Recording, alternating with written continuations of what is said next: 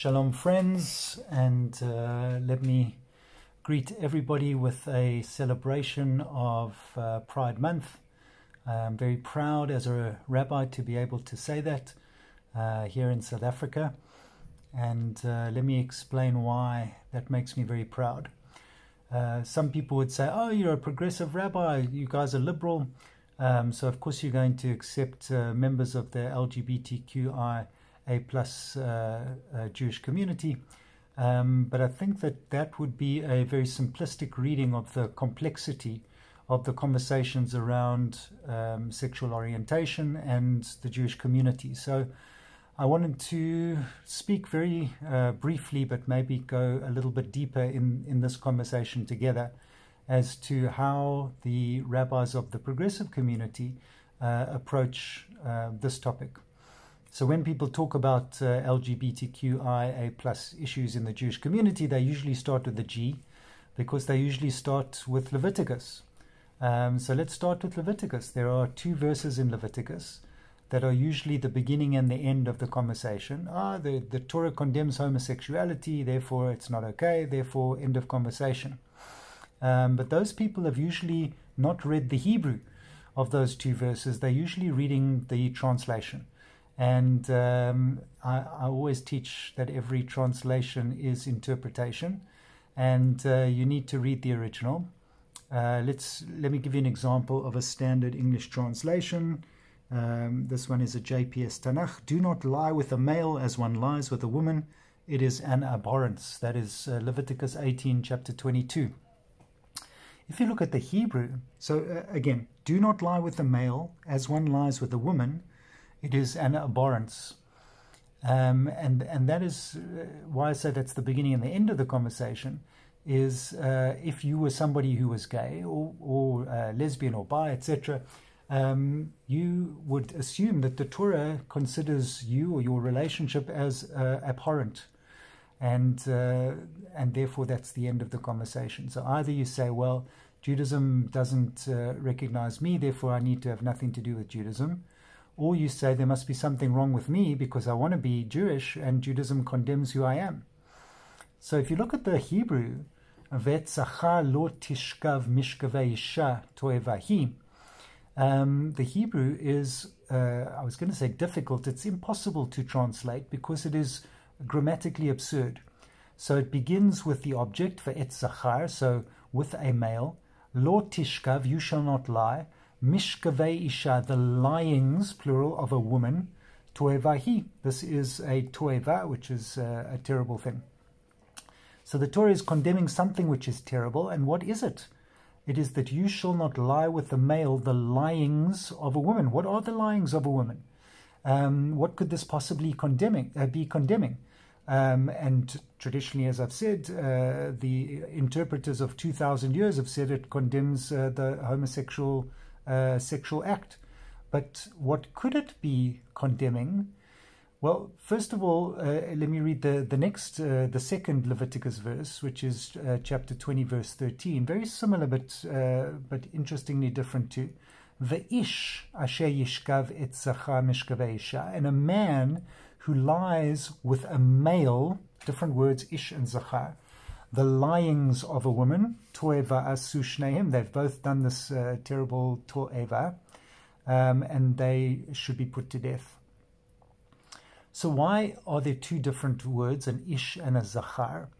More contemporary interpreters have said that if there is a toeva, if there is an abomination, a terrible thing that is an abhorrent act that is going on, what would that be? What would the Torah condemn? Because we know that there are homosexual couples who are members of our communities who are clearly not living in a state of abhorrence or abomination. So this can't be condemning the loving, committed relationship of two men. What is it condemning? Some have said it's casual sex. Some have said the hint of the ish and the zachar, the different words there, implies that the power relationship between the two men is not equal.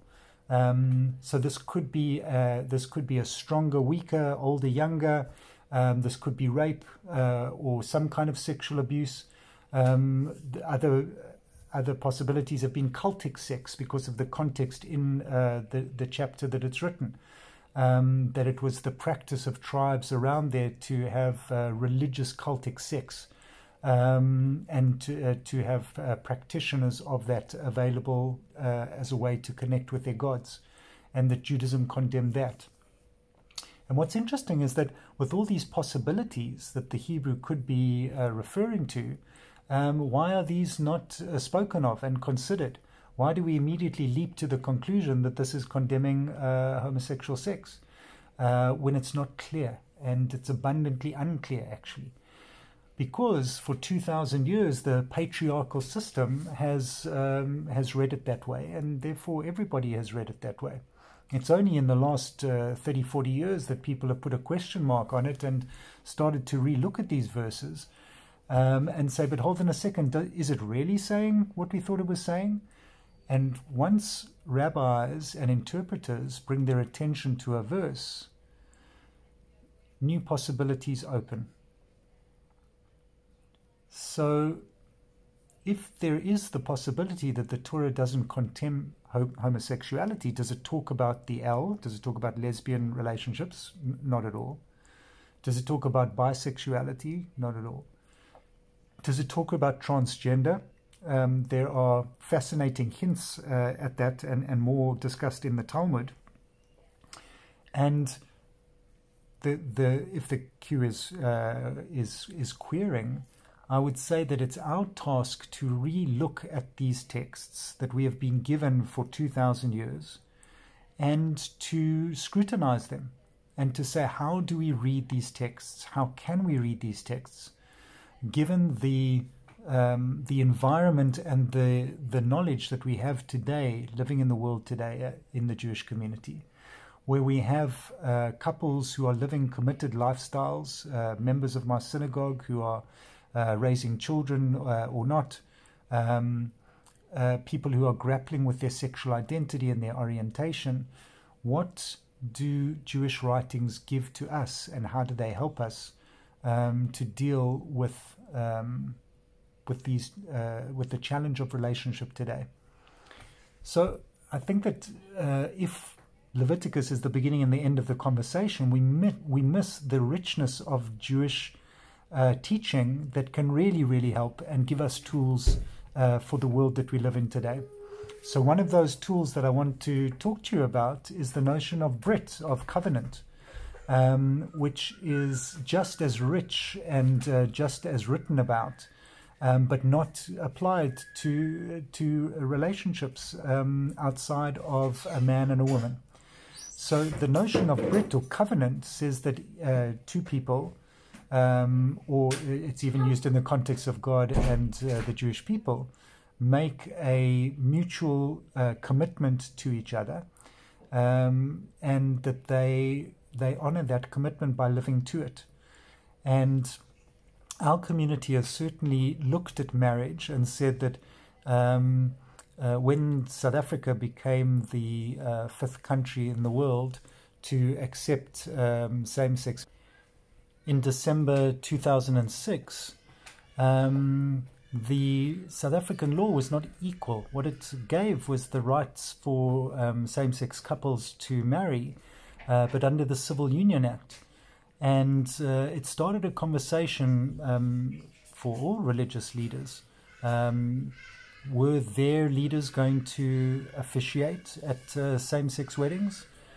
And our community started the conversation talking about civil unions and ended up saying that if some of the key principles of our movement are egalitarianism, and we have fought so long to bring the equivalent rights and responsibilities of women alongside men in our community, why would we perform weddings for a heterosexual couple and then unions or commitment blessings for a gay or lesbian couple?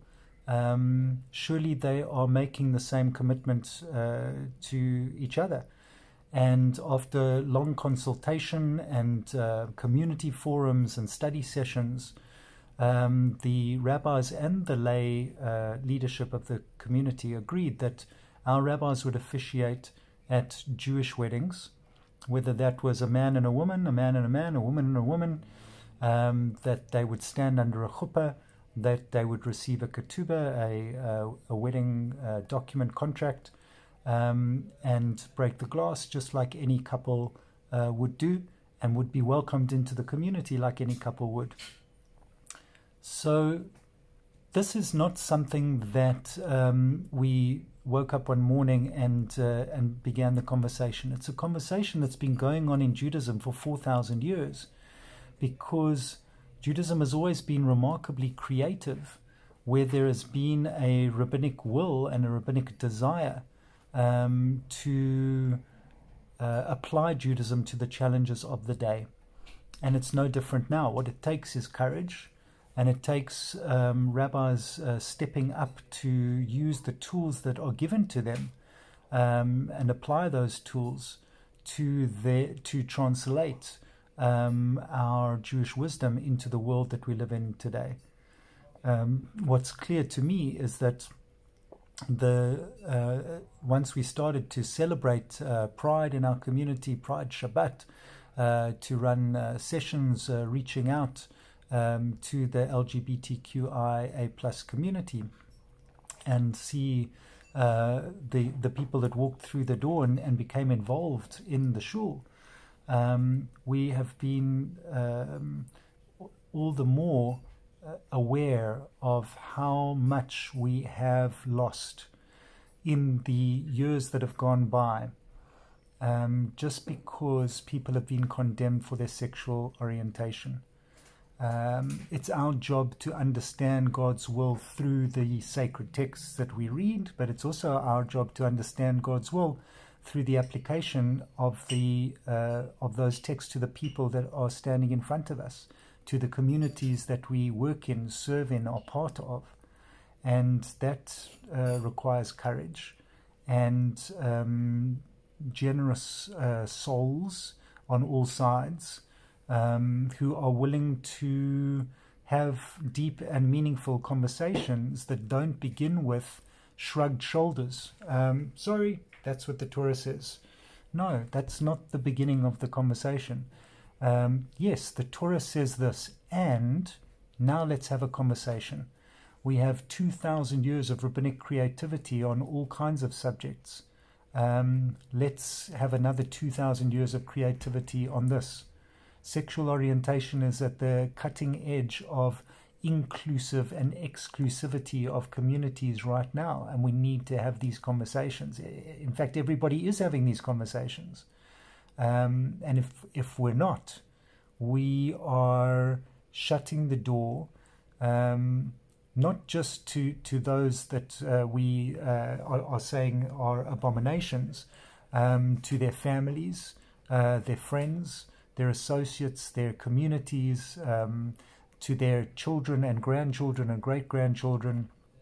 And that is a tragedy that has been going on for far too long.